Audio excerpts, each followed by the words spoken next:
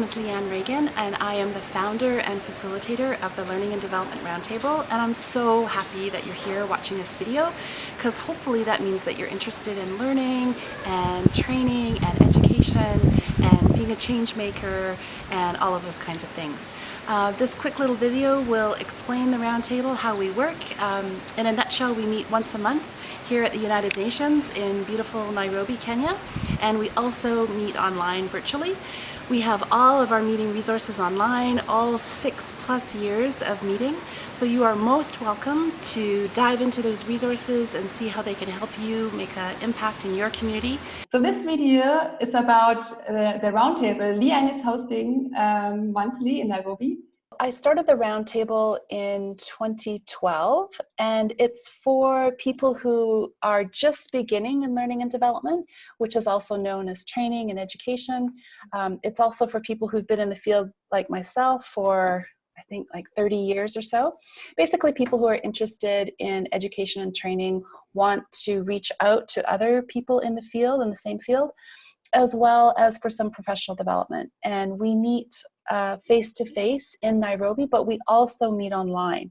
So whether you are in Vancouver or Paris or Timbuktu or Durban, wherever you are in the world, you are welcome. What was your motivation to start this Roundtable?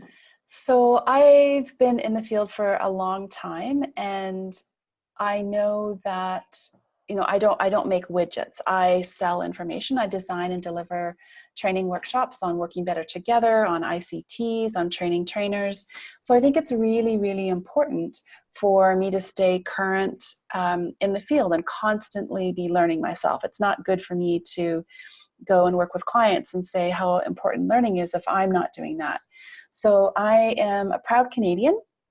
And when I moved to Kenya in 2011, I looked for a community of practice. I was used to meeting a couple of different groups on different topics monthly and just gathering for professional development, to socialize, to connect, reach out, share resources, etc.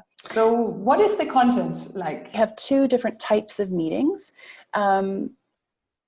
We split them between having a guest speaker, who is someone that I arranged to come in and talk about a topic.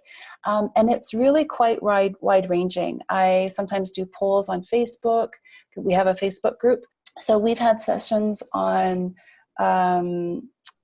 gamification of learning, user experience, human-centered design. There's just a really wide range of topics. And again, I ask the group for suggestions on what they'd like to have.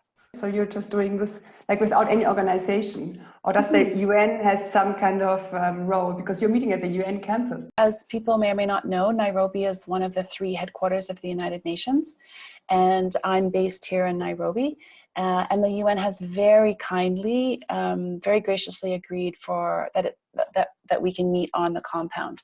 So physically we come together once a month, and they support us through that process. And it's really, I have to say, it's really lovely having people join in from overseas. I guess that's probably one unexpected thing, is because Nairobi's community is so fluid, we've had members who then move away, and they've asked to, that was what initiated starting the Facebook Live, because they wanted to stay involved. So it's especially exciting to have people participate from other countries. Are there any other ideas about the Roundtable, how you want to broaden it or widen it or develop it?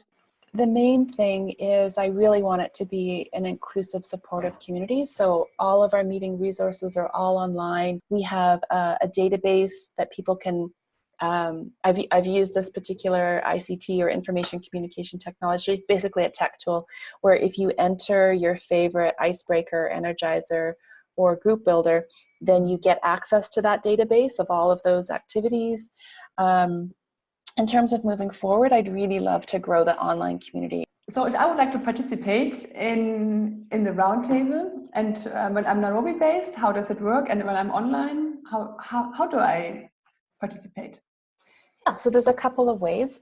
You can go to my website under resources, and my website is rockpaperscissorsinc.com, and we'll put those in the notes. And if you go to the resource section, there is a brief information piece about the Roundtable, and there's a button to click there. If you join there, that means that you will get the emails telling you what is our topic coming up, how to register for it. You'll get an email saying what all of those meeting resources are online, etc. And then you can also, if you wish, you can also join our Facebook group, which is the Learning and Development Roundtable.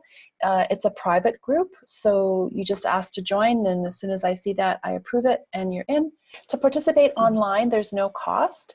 To participate face-to-face, I ask that, if possible, you donate 300 shillings, which is the equivalent of $3 US. Up to the suggested donation is 1,000 Kenyan shillings, or $10, $10 US. And the reason for that is that we are charged $3 for the name badges, basically the process of getting people onto the compound for the UN.